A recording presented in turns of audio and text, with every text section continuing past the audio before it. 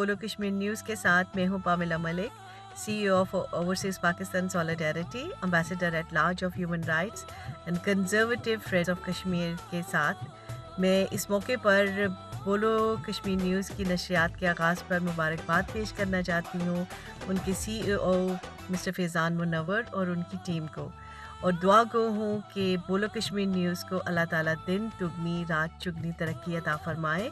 اور اب ان کی اس نشریات کے آغاز پر میں یہی کہوں گی، کشمیر اب کھل کے بولے گا۔ شکریہ۔